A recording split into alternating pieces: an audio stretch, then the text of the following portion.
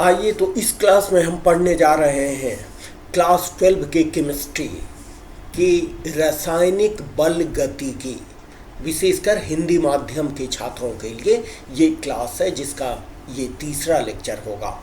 इस क्लास में हम लोग पढ़ेंगे कि वेग नियम क्या है, वेग समीकरण या वेग व्यंजक क्या है। जो प्रतिक्रिया का वेग होता है, रेट ऑफ रिएक्शन होता है, वो कॉन्सेंट्रेशन के ऊपर किस प्रकार से निर्भर करता है, इसके बारे में जानकारी देता है वेग समीकरण या वेग नियम। तो प्रतिक्रिया का वेग सांद्रता पर, अभिकारकों की सांद्रता पर निर्भर करता है।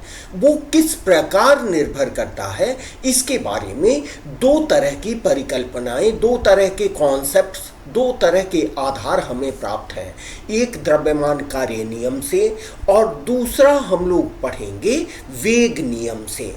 इन दोनों में क्या डिफरेंस है, क्या भिन्नता है, इसके बारे में हम लोग डिटेल में आज बात करने वाले हैं। ठीक है, तो आइए अध्ययन हेतु हम लोग जो सामग्री यहाँ पर लिए हैं उसमें क्या क्या है। प्रतिक्रिया की दर का सांद्रण पर निर्भरता। सांद्रण पर कैसे निर्भर करता है प्रतिक्रिया की दर? That means dependence of rate of reaction on concentration of reactants. ठीक है, सांद्रण किसका सांद्रण? अभिकारक का सांद्रण, अभिकारक का सांद्रण,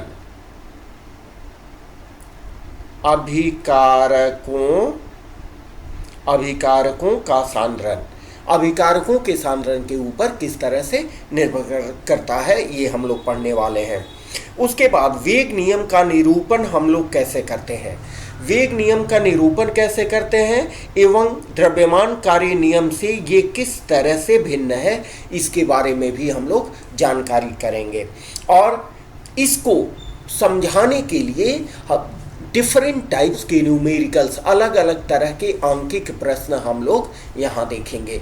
उसके बाद इससे रिलेटेड कुछ अन्य प्रश्नों पर भी हम लोग बात करेंगे। ठीक है, तो चलिए शुरू करते हैं। वेग नियम क्या है? हम जानते हैं कि प्रतिक्रिया का वेग अभिकारकों की सांद्रता के ऊपर निर्भर करता है। अब ये सांद्रता के ऊपर किस तरह से निर्भर करता है, इसको एक्सप्लेन किया गया, इसको समझाया गया था। आपने क्लास 11 में पढ़ा होगा, द्रव्यमान कार्य के नियम से समझाया गया था। ठीक है, तो वो द्रव्यमान कार्य नियम के व्यंजक से वेग नियम किस तरह अलग है, उसको हम लोग थोड़ा पहले समझने की कोशिश करते हैं। देखिए, मान लें कि हमारे पास एक रिएक्शन है, एक रिएक्शन है A प्लस बी और इससे निकलता है हमारा उत्पाद। जो उत्पाद बन गया वो प्रतिक्रिया की दर में भाग नहीं लेता है। आप भी जानते हैं क्रिकेट मैच में जो आउट हो गए वो फिर से क्रीज पर जाके नहीं खेलेंगे। तो यहाँ पर सबसे पहले ये समझें कि ये A और B को हम क्या कहते हैं। ये हमारा जो है A और B को हम कहते हैं स्टोइकियोमेट्री गुणांक।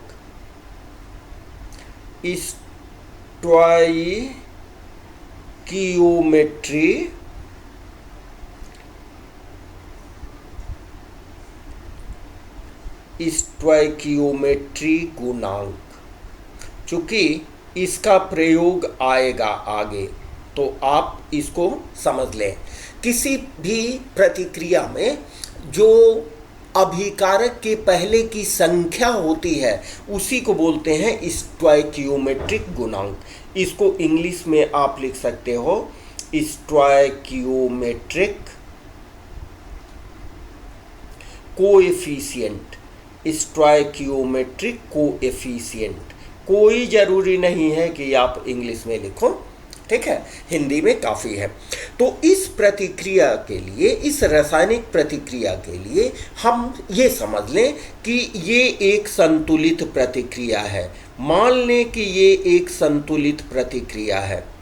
तो इस संतुलित प्रतिक्रिया के लिए द्रव्यमान कार्य नियम के अनुसार हम प्रतिक्रिया का वेग कैसे लिखेंगे, इसके लिए प्रतिक्रिया का वेग हम कैसे लिखेंगे। देखिए, प्रतिक्रिया का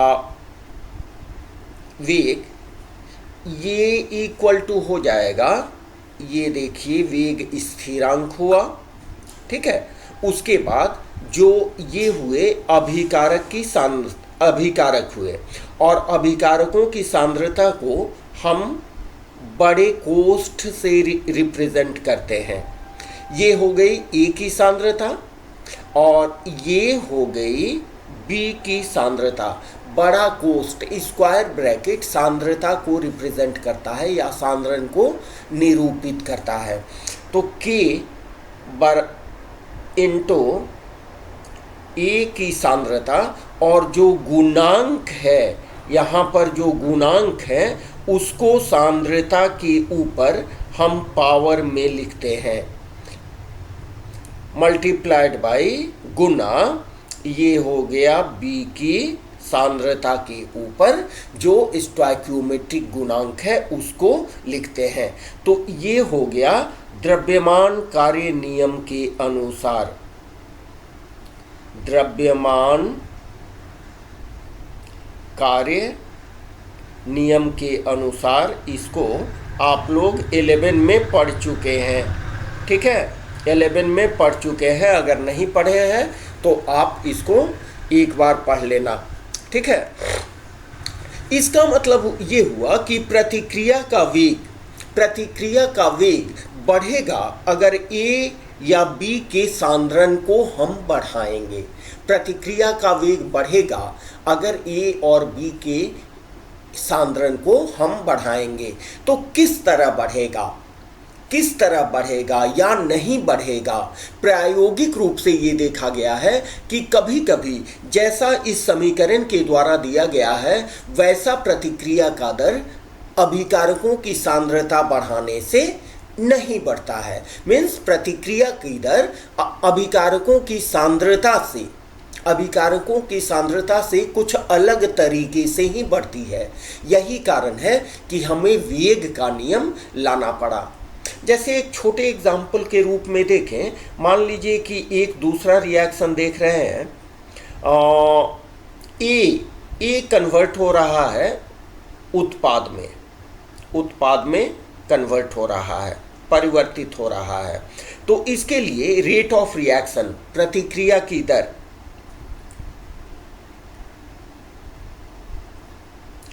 ये क्या हो जाएगी आपको, के ए का पावर कुछ नहीं है, मीन्स 1 है, ठीक है। इसका मतलब कि जिस हिसाब से ए की सांद्रता बढ़ेगी उसी हिसाब से प्रतिक्रिया दर में भी वृद्धि होगी, ठीक है। मान लें कि ए की सांद्रता x है, ठीक है। तो अब हमने क्या किया कि इसके सांद्रता को बढ़ा दिया, 2 कर दिया, 2a कर दिया और इससे उत्पाद बनने लगा। तो अब सवाल है कि इसके प्रतिक्रिया की दर कैसे बढ़ेगी। यहाँ पर जो इसकी सांद्रता x थी, अब हम क्या करेंगे कि इसकी सांद्रता को 2x कर लेंगे, ठीक है। इसकी सांद्रता को हमने यहाँ मान लिया 2x, मीन्स दुगुना बढ़ा दिया, इसकी सांद्रता को दुगुना बढ़ा दिया तो 2x हो जाएगी, 2x के ऊपर स्क्वायर, ठीक है। इसका मतलब कि 2 दूना 4, ठीक है, 4 गुना बढ़ जाएगी इसकी सांद्रता। अगर अभिकारक की सांद्रता को 2 गुना बढ़ा दें तो प्रतिक्रिया की दर 4 गुना बढ़ जाएगी, ठीक है। ये कहता है आपका द्रव्यमान कार्य का नियम। लेकिन ढेर सारी प्रतिक्रियाओं में ऐसा देखने को नहीं मिलता है, ठीक है। जिसके कारण हम ये देखते हैं कि ये जो हमारे कोएफिशिएंट्स हैं, कभी कभी माने प्रायोगिक परिणामों के अनुसार ये सही नहीं निकलते हैं। ठीक है, जिसका कारण ये होता है कि हमें इससे संबंधित एक दूसरे नियम का अध्ययन करना पड़ता है, जिसको वेग नियम कहते हैं। ठीक है, इसके बारे में पूरे नोट्स के साथ हमने यहाँ आपको दे दिया है। ठीक है, पहले बात को समझ लीजिए। ठीक है, तो वेग नियम के अनुसार क्या हम लिखते हैं कि अभी प्रतिक्रिया की दर हमें क्या मिली थी? ये मिली थी कि a⁴ इंटू b का घात b। ठीक है, लेकिन प्रायोगिक अवलोकन के आधार पर हम देखते हैं जो दर हमें प्राप्त होता है वो a और b के बराबर भी हो सकता है या अलग अलग भी हो सकता है। इसलिए हम दर को ऐसे लिखते हैं कि a का सांद्रण, इसके ऊपर जो पावर घात देते हैं वो बदल देते हैं, गुने b का सांद्रण और इसके ऊपर भी घात हमने बदल दिया। ये जो घात बदला इसलिए बदला कि इसी घात के अनुरूप वास्तविक सांद्रण, अभिकारकों के सांद्रण में वास्तविक परिवर्तन होता है। ठीक है, जैसे हम B का 2 मोल लिए हैं लेकिन प्रतिक्रिया में 1 मोल ही भाग लिया, तो यहाँ Y का वैल्यू 1 हो जाएगा। समझे? तो इसलिए सामान्य तौर पर हम ये कहते हैं कि यहाँ A x के बराबर भी हो सकता है, x के बराबर भी हो सकता है, या A x के बराबर नहीं भी हो सकता है। ठीक उसी तरह B y के बराबर भी हो सकता है या B y के बराबर नहीं भी हो सकता है, y के बराबर नहीं भी हो सकता है। ठीक है, तो ये रिजल्ट्स को, इन परिणामों को किसने दिया? ये परिणाम जो वास्तविक परिणाम हुए इसको हम पढ़ते हैं वेग नियम में या वेग व्यंजक में, जिसको रेट इक्वेशन भी कहते हैं। समझे बात?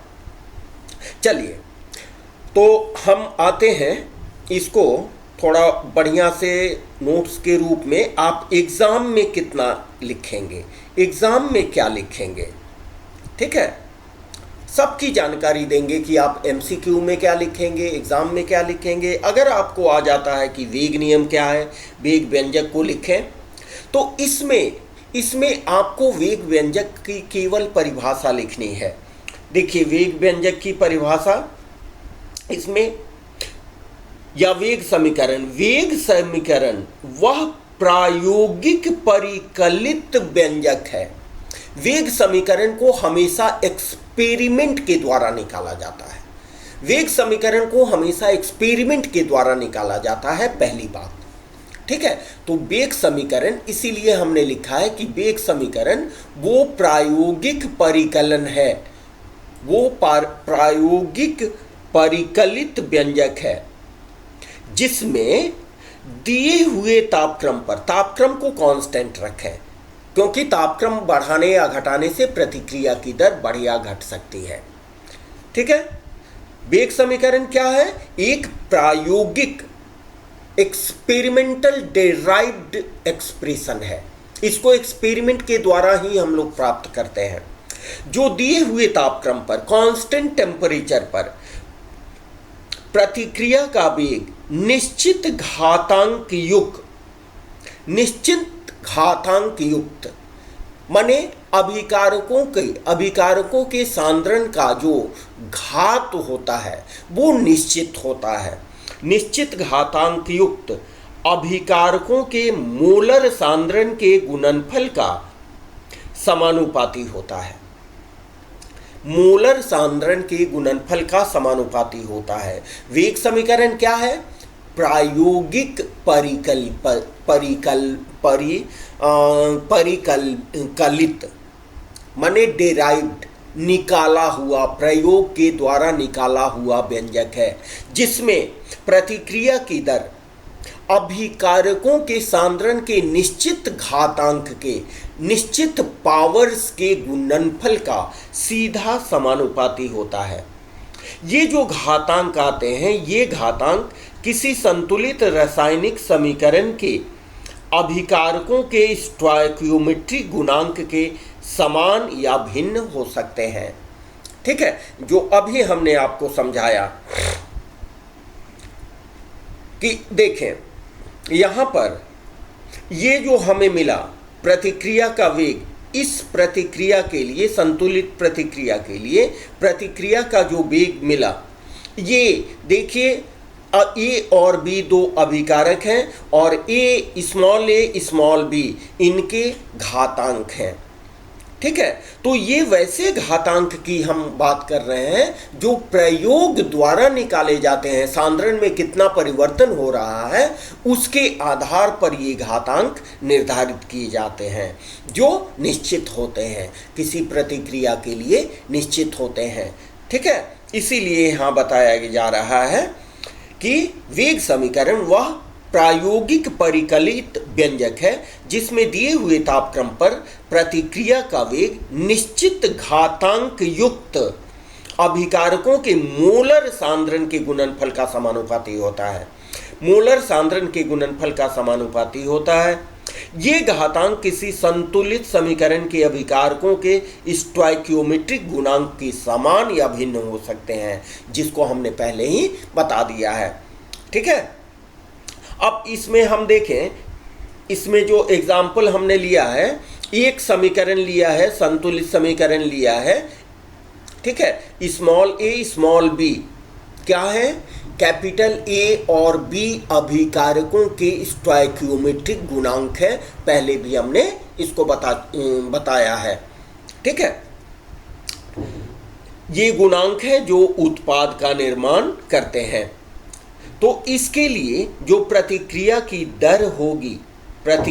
दर होगी द्रव्यमान कार्य नियमों के अनुसार क्या लिखेंगे, प्रतिक्रिया की दर बराबर के क्या है यहाँ रासायनिक स्थिरांक है,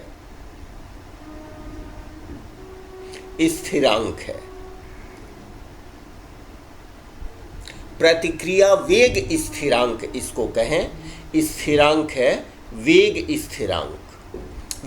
स्थिरांक है, समझे। तो वेग स्थिरांक गुने ये हुआ ए अभी हमने बताया कि ए को बड़े कोष्ठ में आप देते हैं तो ए के सांद्रण को व्यक्त करता है। तो ए के सांद्रण के ऊपर जो घात लगती है वो घात होती है स्टोइकियोमेट्रिक गुणांक की। ठीक है, उसी तरह बी दूसरा अभिकारक है, इसके ऊपर जो घातांक लगा हुआ है वो इसके सांद्रण जो रासायनिक संतुलित समीकरण है उसमें जो स्टोइकियोमेट्रिक गुणांक इसका है उसको हम यहाँ पर लिखे हैं। आप देखिए, एक का ए है, दूसरे का बी है, तो ये हम लिखेंगे द्रव्यमान कार्य नियम के अनुसार। लेकिन प्रायोगिक परिकलित वेग, जिसको हम वेग व्यंजक कहते हैं, उसको हमने लिखा है k a⁴x b⁴y। ये हुआ वेग के अनुसार, वेग नियम के अनुसार जो प्रयोगों के आधार पर हमें मिला है। यहाँ पर भी लिख दें कि a बराबर हो सकता है x के या a नहीं भी बराबर हो सकता है x के, जबकि b बराबर हो सकता है y के और b नहीं भी बराबर हो सकता है y के। समझे, इसको पहले भी हमने बता चुका है। यहां देखिए, जहां x और y अभिकारकों के प्रायोगिक परिकलित सांद्रण के घातांक हैं जो संतुलित रासायनिक समीकरण के अभिकारकों के स्टोइकियोमेट्रिक गुणांक ए और बी के समान या भिन्न हो सकते हैं। माने ये हुआ स्टोइकियोमेट्रिक गुणांक के साथ प्रतिक्रिया की दर। ठीक है, तो ए और बी यहाँ एक्स वाई के बराबर हो भी सकते हैं या बराबर नहीं भी हो सकते हैं। ठीक है, अगर आए कि वेग नियम क्या है या वेग समीकरण को लिखें या वेग व्यंजक को लिखें, आप बस इतना ही लिख दें। ठीक है, ये आपका कंप्लीट हो गया आंसर। लेकिन उसके अलावे एक दो प्रतिक्रिया यहाँ दे दें। देखिए, ये प्रतिक्रिया वैसी है, इसमें पहले उदाहरण में देखा गया है कि जो द्रव्यमान कार्य नियम के अनुसार प्रतिक्रिया का वेग आता है इक्वेशन 1 से, वही प्रतिक्रिया का वेग इक्वेशन 2 से भी आता है। इसका मतलब कि इस समीकरण में a बराबर x है और b बराबर y है। यहाँ पर जो वेग नियम का घातांक है वो रासायनिक संतुलित समीकरण के स्टोइकियोमेट्रिक गुणांक के बराबर है। लेकिन दूसरी प्रतिक्रिया में देखें, यहाँ देखिए दोनों का 2NO2 F2 2N2F बना, 2N2F बना।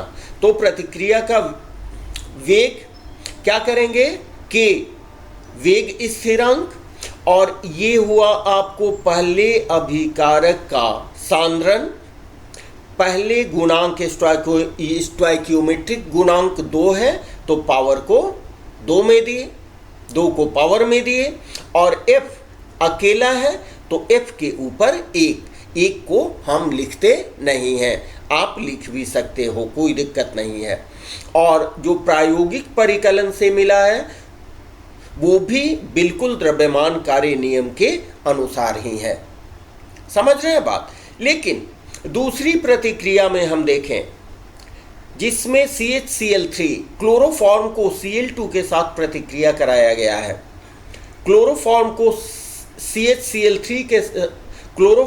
Cl2 के साथ प्रतिक्रिया कराया गया है, तो आपको मिला है, यहाँ मिलेगा CCl4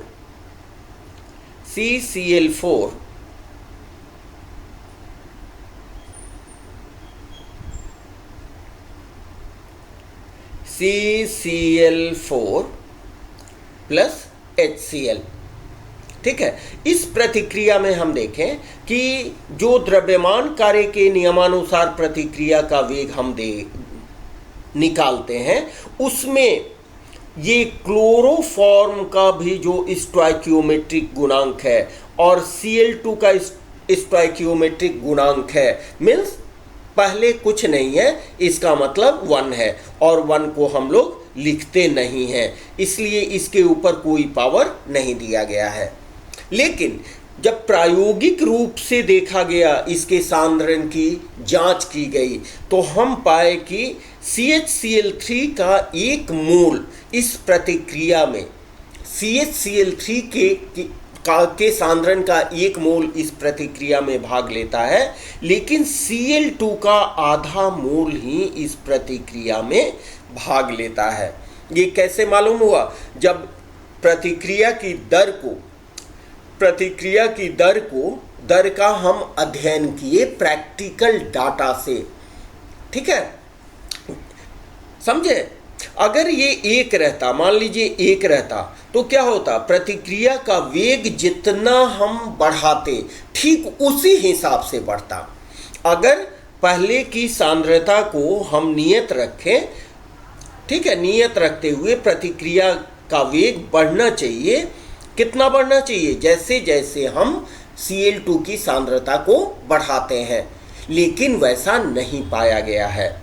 ठीक है, उससे कम प्रतिक्रिया की दर बढ़ती है, जिसके कारण इसका पावर, इसका घात हम 1/2 लिखे हैं। समझ में आ रही है बात? अब एक तीसरे रिएक्शन को देखें, बड़ी इंपॉर्टेंट रिएक्शन है ये। ठीक है, जिसको बोलते हैं हाइड्रोलिसिस ऑफ ईस्टर। इसमें ये देखा गया है कि यहाँ पर देखिए इथाइल एसीटेट है, ये है इथाइल एसीटेट, शायद आप नाम जानते होंगे, जरूर जानते होंगे, इथाइल एसीटेट। ये सब का नाम आप इंग्लिश में ही याद रखो तो ठीक है। इथाइल एसीटेट को वाटर के साथ जब अम्लीय माध्यम में हम रिएक्शन कराते हैं तो एसिटिक एसिड और इथेनॉल बनता है। ठीक है, तो इस प्रतिक्रिया, इस संतुलित रिएक्शन से ये स्पष्ट होता है कि जो प्रतिक्रिया का वेग होगा उसका व्यंजक ये ईस्टर की सांद्रता गुने जल की सांद्रता के गुणनफल से प्राप्त होगा। इसका पावर कुछ नहीं है, इसका मतलब 1 है। लेकिन प्रयोगों के आधार पर देखा गया है कि इसमें जल बहुत नगण्य मात्रा में इस प्रतिक्रिया में भाग लेता है, जिसके कारण वेग व्यंजक इसका जो लिखा जाएगा उसमें ईस्टर की सांद्रता के ऊपर तो घात 1 जरूर रहेगा, लेकिन जल के सांद्रता के ऊपर घात 0 रखते हैं, क्योंकि उसके सांद्रण में, ईस्टर के हाइड्रोलिसिस में उसके सांद्रण में परिवर्तन करीब नगण्य के बराबर होता है। ठीक है, तो बिल्कुल स्पष्ट है कि यहाँ जो द्रव्यमान कार्य नियम के अनुसार जो प्रतिक्रिया का वेग आ रहा है वो वेग व्यंजक से कुछ अलग है। ठीक है, तो इसलिए यही कारण है कि हम जो कोटि, प्रतिक्रिया की कोटि पढ़ते हैं, ऑर्डर ऑफ रिएक्शन पढ़ते हैं, उसमें वेग व्यंजक को ही आधार माना जाता है। ठीक है, तो हम समझते हैं कि ये सभी बातें आपको अच्छे से समझ में आ गई होंगी। ठीक है, अगर कोई दिक्कत हो आप इसको बार बार पढ़ें और पढ़ के समझने की कोशिश करें। अगर कोई परेशानी हो या ये आपको कैसा लगा तो इस पर कमेंट्स ज़रूर हमें देंगे, ताकि हम भी उत्साहित होकर इससे और अच्छे आपको क्लासेस दे सकें। Okay, thanks to all, have a nice day.